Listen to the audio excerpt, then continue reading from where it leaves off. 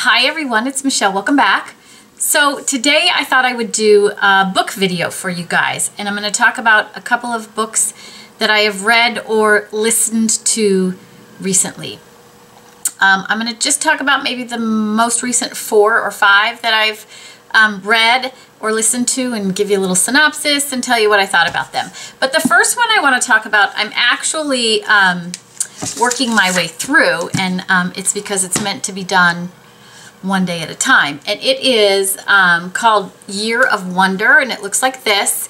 And this is a book called Classical Music to Enjoy Day by Day. So what this does is it takes basically every single day, it talks about a new piece of classical music. Gives you a little history on the piece, you know, the person who wrote it, and kind of the years when they lived and that kind of thing, and every day is a different piece, and so it tells you about this new piece of music every day. And then there's some playlists on different like iTunes and stuff like that, or you can just Google the piece, and I can usually find somewhere on the internet to actually listen to the piece. So if you've always wanted to appreciate classical music a little bit more, or you know, learn a little bit more about it, I think this book is a great way to do it. So for example, I'm just going to open it to any day, like January 14th. The piece was from Tosca, from the opera Tosca by Puccini, and it was "And the Stars Were Shining," and they give the name in Latin or Italian or whatever, and then it gives you a whole page description about you know, what the opera has a reputation for, and you know, any history around it, why it was written, and that kind of thing. And then you can go and listen to it on the internet, and there is a page for every single day this year, so I can you know, it's a great way to learn about classical music or to enjoy classical music. Maybe you already enjoy it and you want to, you know, explore it a little more. This is a great way to do that. And then if there's a composer that you listen to that you love, maybe you will be encouraged to go seek out more on that composer to listen to and enjoy. So this is by Clemency Burton Hill, is the producer of the book. Year of Wonder. It's a hardback. It came out very recently. I picked it up, I think, in November, and I started it January 1st. But, you know, you could certainly pick it up at any time and start on that day and then just go till January of the next year or whatever. So I think this is a great idea if you love classical music. So that's one I'm working my way through that I wanted to talk about. The next one I'm going to talk about is the only other one I have here in physical form, because a couple of the books I'm going to talk about I already gave away to friends. I don't keep my books. I think I've said that before. And this one is by Susan Spencer Wendell, called Until I Say Goodbye, My Year of Living with Joy.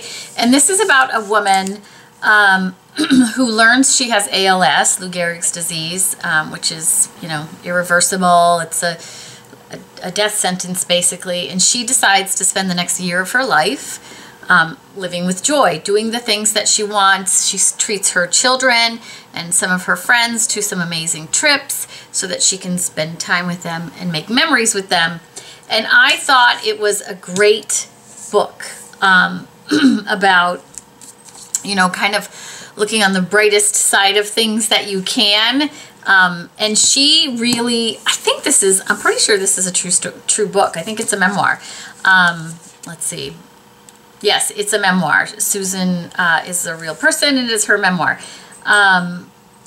So I loved this. She does things like she goes to see the Northern Lights, even though she's very sick. And so you get, you know, to see, you get to experience sort of what she thinks of that, plus all the things that happen to her on her way trying to do that, because she is very ill. So I thought this was a great book. If you maybe have experience with ALS, you might enjoy reading this as well. You know, we know what's going to happen to her because she has ALS, and it's a death sentence for sure, but it's sort of her way of, you know, finding the brightest side of things, or what she decides to do with her life in the end, so that she can, you know, make the most of her days and create memories for her friends and family and herself. So I really enjoyed this. Okay, Now I'm going to talk about a couple books. First I'm going to talk about another one that I read, and then I'm going to talk about ones that I listened to. So I also read The Story of Arthur Truelove, and I have loaned it to someone else, but this is what that's what the cover looks like.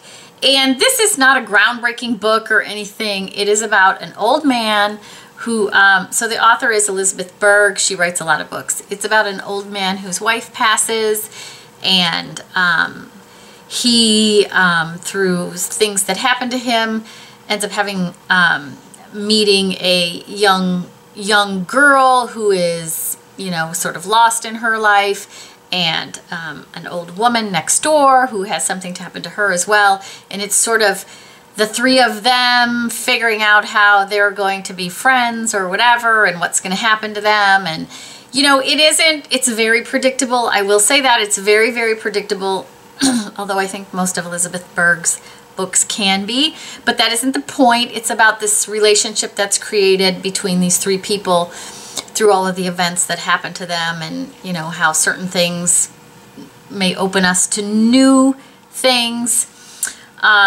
So I thought it was a great book if you're looking for like a feel-good story.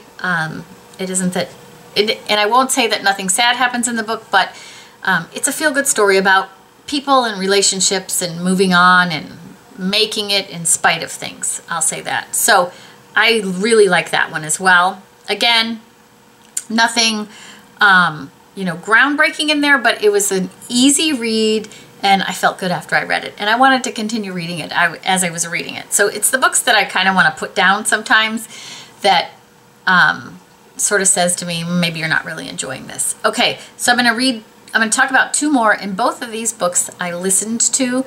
And I've talked about that before. I like to listen to books on audio because I have a lot of time that when I'm driving to work in the car, or if I'm cooking or getting ready, doing my makeup, I always have sort of a book going in the background that I'm listening to.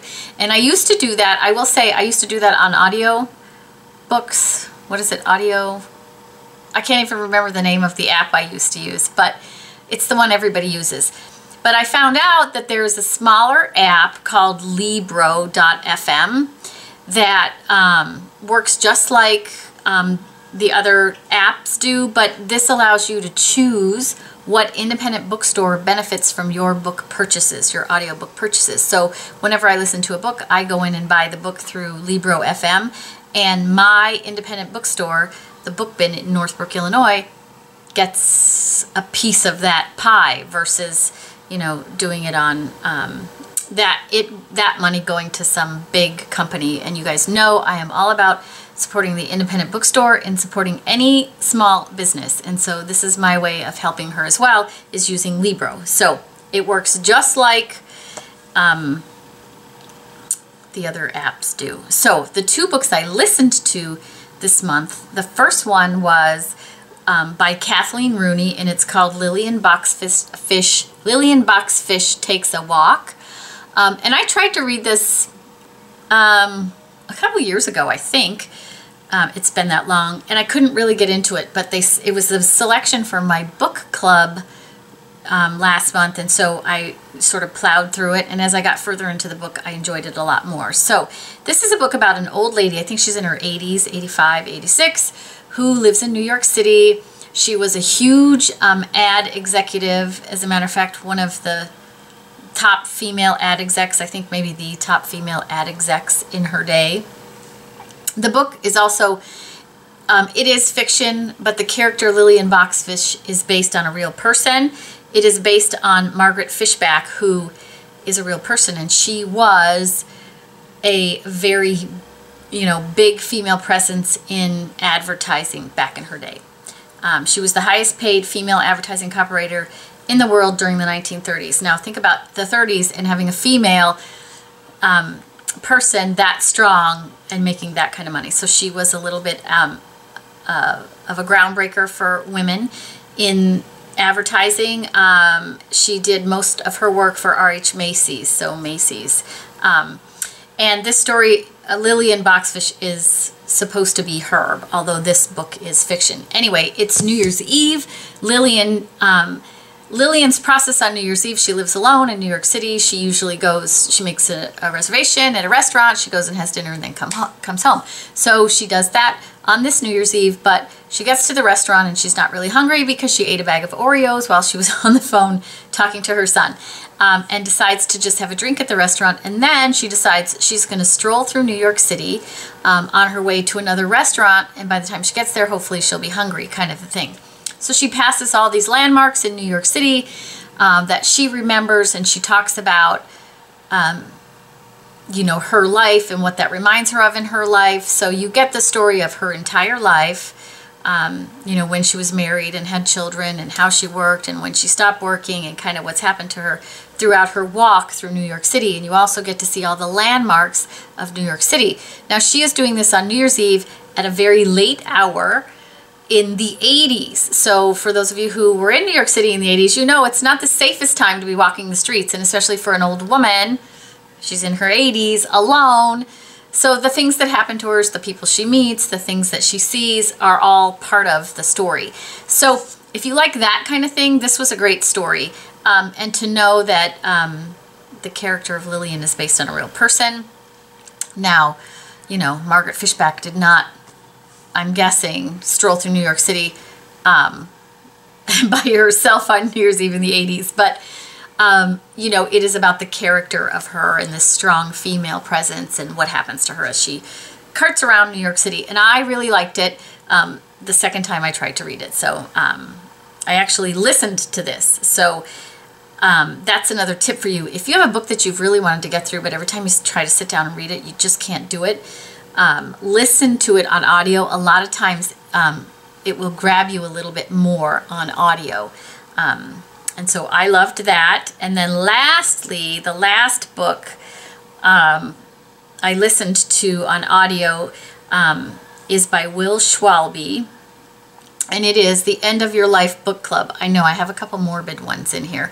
The End of Your Life Book Club. This is also a true story. Will Schwalbe was he was in publishing. I believe he still is in publishing, but in a different role. He was in publishing, so, you know, he was a big reader, and his mother is diagnosed with a terminal illness.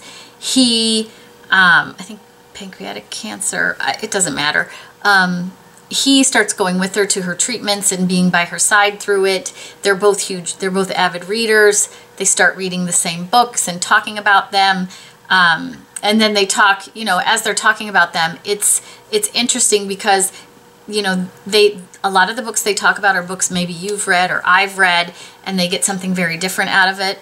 I love these types of books. I love books about books because it can pique your interest about a book maybe that you've heard about but never read, because when someone else talks about the meaning of the book or what the book meant to them or how they were influenced by the book, it may make you want to read the book, and it definitely does that for me. So this was a great book, and it's, you know, as his mom gets sicker and sicker, and, you know, they read more books together and what the books mean to them and how each one takes something different from the character is very, very interesting to me. So I would recommend that. And then Will Schwalbe has also written a newer book about, I think it's called Books for Living, that I am going to read as well. And it's sort of, you know, the next step in this. So, well, you know, what kind of books might you want to read that could influence you in other ways, you know, for people who maybe are not at the end of their life. So I know that's weird, but I did enjoy listening to this very much. It says, a graceful, affecting testament to a mother and a life well lived. You know, and his parents did many, many things throughout their life and were involved in many, many things. His mother traveled all over the world, knew all kinds of interesting people, and she kind of kept doing that at the end of her life, but they were also reading these books and talking about how that, you know, the book might have influenced them or changed their outlook on certain things. So I would highly recommend that as well. So those are, what I get through, 5 books. Yeah, 5 books that I've read recently. Again, this one, if you want to kind of follow along with me, The Year of Wonder, if you're into classical music, or if you're not into classical music and you want to try it. It is interesting, you know, you're just going to read about one piece and you're going to listen to a few minutes one piece of classical music, which sometimes is a little bit more easy to digest. So I am doing this. If you guys have started this, please comment below and let me know you're doing it as well, because I am really, really enjoying this process. I did play, I did play piano in high school and a little bit during college. So, you know, I've been exposed to a lot of classical music, but this really is a different way to expose yourself to it, because you get to learn about each person and each piece. And I think that changes how you listen to it. So highly recommend this as well as the other books. Please share with us in the comments any books you are reading and that you love. I like to put it out there, please no spoilers, because people love to read the comments as well. I will try to do these book videos once a month for you guys, so you can kind of, you know, so I stay more current, so I don't have 10 of them to talk about or whatever. I will try to get to this once a month for you guys. I do have a whole new stack that I'm going to read this month, and a couple that I'm going to listen to as well. So that's it for today. Hopefully you guys found this helpful, and I will talk to you all soon.